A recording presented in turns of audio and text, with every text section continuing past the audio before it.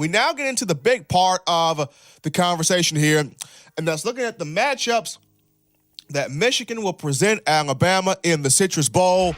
I remember talking about in a previous segment on how Alabama's going to have some guys defensively to step up in this game in the absence of 6 starters on that side of the football. And during the week of bowl prep, 6 practices, 3 to 4 player interviews, it's been a collective mindset from the players of we have got to handle this game the right way. We got to finish strong. We got to have the attention to details. We know how good Michigan is.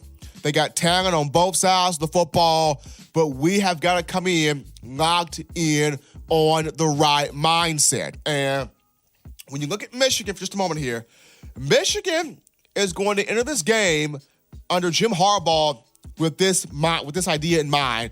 Alabama don't want to be in this game, right? Alabama wanted to be in the college football playoff competing for a national championship. They're not there. Alabama wanted to be in a New Year's Six bowl. They're not there. Alabama already has players projected for the first round of the NFL draft. Heck, they got 2 guys that have chosen to sit out the game. Their minds are not going to be in it. Our mind as the Wolverines will be in it. Let's go in here and let's take this game from them. This is what Jim Harbaugh is going to be feeding his players if he's not already doing this right now. And for Alabama, the mindset has to be, look, we did not finish the regular season the way we wanted to, but the milk has already been spilled. Let's go into the Citrus Bowl, set a tone, a physical, dominant tone for next year in terms of the players coming back, even for the ones that choose to pursue the NFL draft. Set yourself in this game with the tone of putting your best tape, putting your best film together for that next level. So that is just, that part right there in terms of setting that right mindset for the Michigan Wolverines. But I'm going to dive into right now the 5 players that will present a challenge, that look to set a physical tone, that look to take this game from Alabama, take this game to the Crimson Tide. Be physical, be nasty with Alabama in the Citrus Bowl for Michigan, and their names are already on screen right now. And at number 5, we'll start this thing off with freshman running back Zack Charbonneau. Zack Charbonneau, 136 carries, 642 rushing yards, 11 touchdowns. He's averaging 4.7 yards per carry. And for the Alabama run defense, it's got to come to play. Christian Barmore, Justin Eboigbe, Byron Young, Raekwon Davis, Shane Lee, Christian Harris, that entire defensive front 7 has got to come to play just due to Alabama has not fared all that well against the run all season. It's given up 135.1 yards rushing per game. It's allowed 9 rushing touchdowns. So the ball's going to go in the hands of Zack Charbonneau quite a bit. Charbonneau is going to look to run the ball in between the tackles, bounce plays to the outside. He's got speed, he's got vision, he's got power.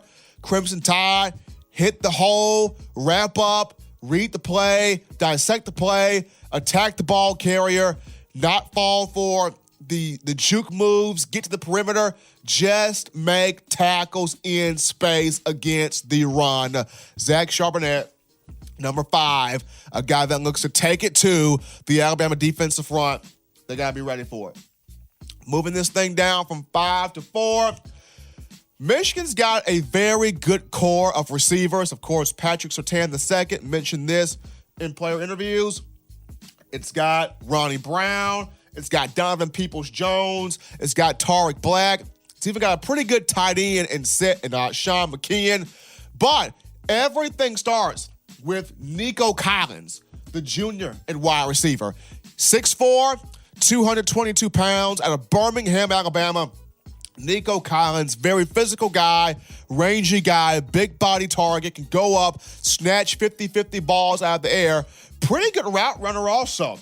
This young man, 33 catches, 681 receiving yards, 7 touchdowns, a team high. He averages 20.6 yards per catch, a team high. And depending on whomever's defending him, whether it's Patrick Surtain II or Josh Jobe getting the start in place of Trayvon Diggs, one of the two guys who will not play in the game, you got to be able to body up on Nikko Collins, for Shea Patterson to make perfect throws to him and to all the receivers in general, and then be able to frustrate these guys. This is an Alabama secondary that has had up and down. It's had an up and down year. It's been hit or miss this season. It's had some good moments. It's had some rough moments. But going back to setting that tone for the 2020 season, the 2020 campaign, it's got to come out here and defend, play,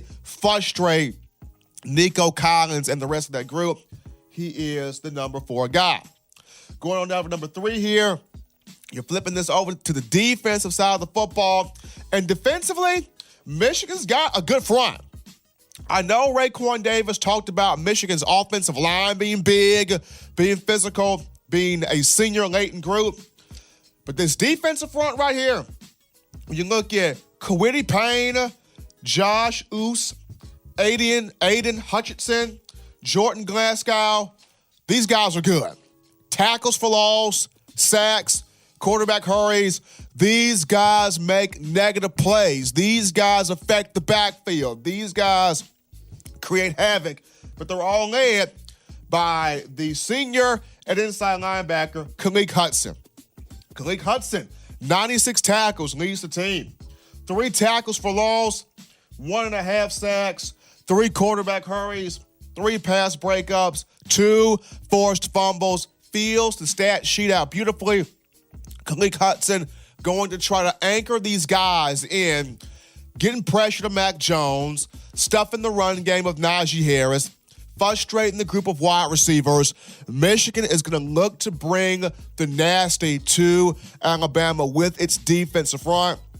This offensive line led by Landon Dickerson, Evan Neal, Jedrick Wills, Alex Leatherwood. This offensive line as a whole, also Deontay Brown in there, they got to come with it.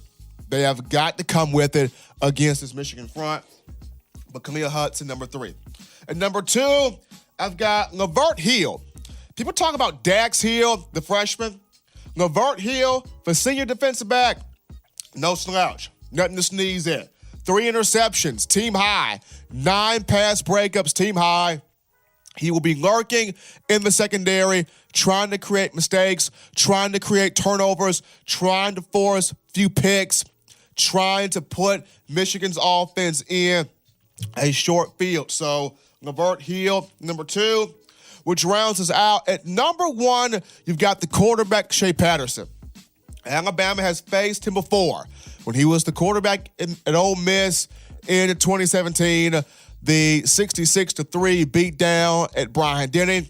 But Shea Patterson, now a senior at the program for Michigan, 2,828 yards passing, 22 touchdowns, 6 picks. He's got 5 rushing scores on the year. Patterson, 3 300-yard passing performances, but against stellar defenses. And we're talking about Ohio State, that's in the college football playoff top 25 at number 2, against Ohio State, Notre Dame, and Wisconsin. All 3 of those programs held Shea Patterson to a 50% completion clip or worse. Ohio State held him to 41.9%. Notre Dame held him to 50%. Wisconsin held him to 43.8%. So he is easily frustrated. He can be frustrated. He can be forced into making bad, poor choices, poor throws, poor decisions on the football field. So for the Crimson Tide, got to get after Shea Patterson. We know he's going to want to pull the ball down, run the football. They will have some designed runs for him.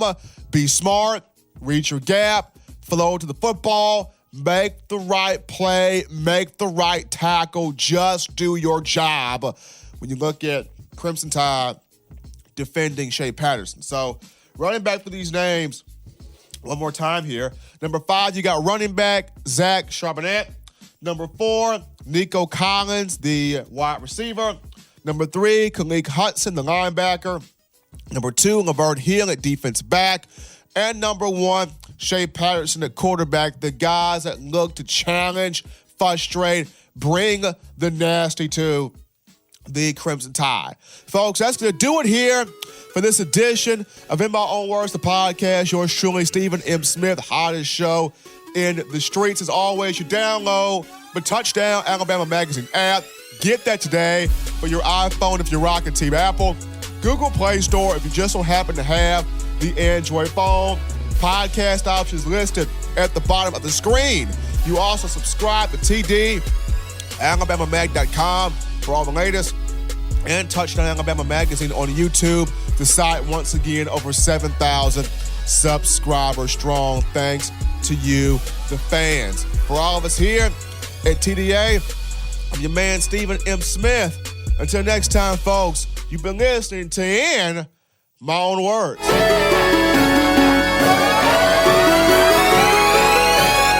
What's up, college football fans? You can catch the hottest show in the streets, that being In My Own Words, the podcast, every Tuesday, Thursday, and Sunday. Subscribe to Touchdown Alabama Magazine for the best in Tide football.